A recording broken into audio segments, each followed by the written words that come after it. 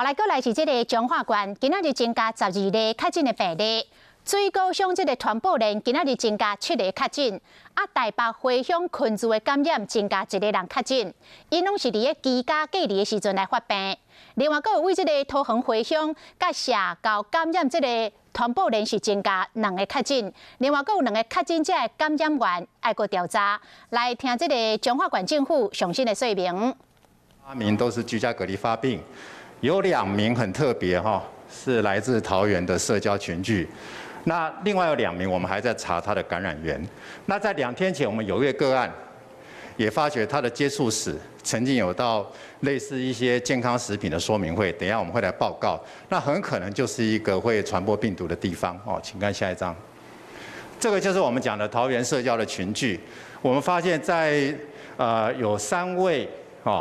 大陆籍的配偶。其中2位因为要回大陆了，就到医院去做采检，结果采检结果这2位 CT 值是30几都是阳性。那通报到卫生局之后呢，我们做了一个接触者的一个调查跟追踪，发觉呢，在一个民房里面，它总共是有5个房间，那其中有3位大陆籍的人士，那也有他们的朋友，那其他有一些台籍的民众住在这边。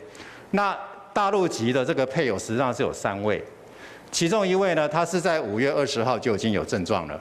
那5月15的时候呢，他就从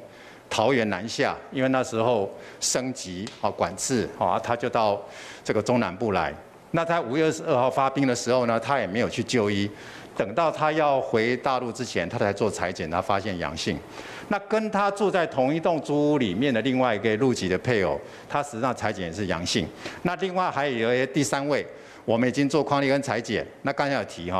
这一位实际上感染的幅度很高，所以他是一个高风险的接触者。他的所有有关联的这些朋友，我们就一起来做匡列。那很重要的是，这几位的陆籍的配偶当中呢，他们也曾经到我们彰化县的一些小吃部、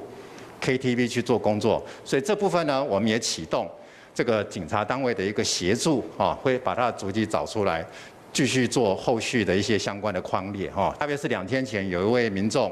那我们那时候查他感染源的时候呢，发觉他在发病前曾经去参加这样一个永进敬义堂的直销活动，这个是一个民房里面那大概是有30个到40个人参加。大部分都是老人